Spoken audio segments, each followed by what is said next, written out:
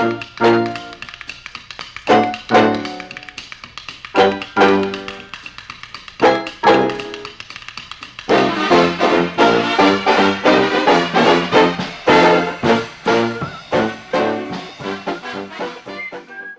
Monsieur Tartampion s'est pris une amende.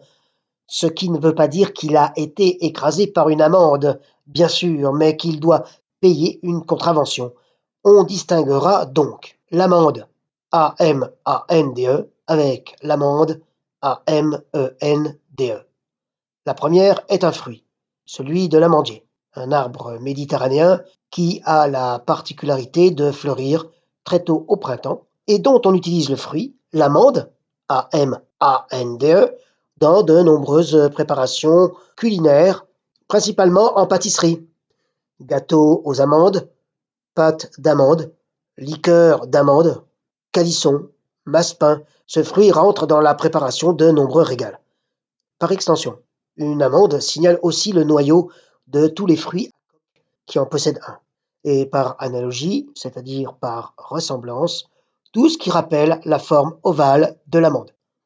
Détail curieux à ce sujet, l'étymologie du mot nous apprend qu'amande provient du grec amygdala, qui est à l'origine du terme savant amygdale. Ça s'écrit amygdale, mais ça se prononce amygdale. Les amygdales désignant deux glandes au fond de la bouche, en forme d'amande, qu'on opère parfois quand elles sont trop souvent malades.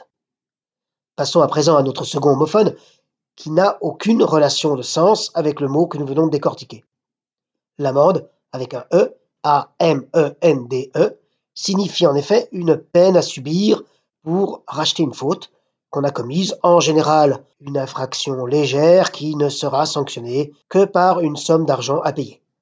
L'idée d'une punition correctrice se trouve à l'origine même du mot, puisqu'il provient du verbe latin emendare, qui signifiait justement corriger, punir pour améliorer, enlever une erreur, retoucher une imperfection et même guérir. L'expression faire amende honorable, encore utilisée de nos jours, signifie par exemple qu'on reconnaît une faute et qu'on est donc prêt à apporter une compensation pour en annuler les effets négatifs. Dans la même idée, on notera qu'à l'Assemblée nationale, si les députés veulent améliorer une loi ou la corriger d'une manière ou d'une autre, ils peuvent le faire grâce à des amendements, ce mot ayant la même racine que l'amende A-M-E-N-D-E. Enfin, cette idée d'amélioration se retrouve dans le verbe amender, A-M-E-N-D-E-R, lui aussi de la même famille.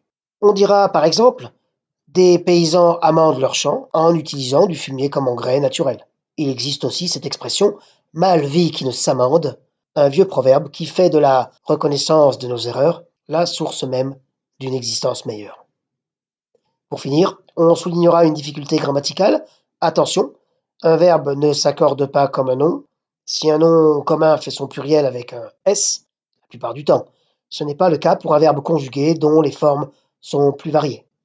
Admettons que j'écrive cette phrase « Tu as mangé toutes les amandes sans en nous laisser une seule, mais tu t'amendes à ce sujet ». Eh bien, on se rend compte que le premier homophone est un nom au pluriel, alors que le second est un verbe au singulier, bien que tous les deux finissent par un S. Donc, attention, attention.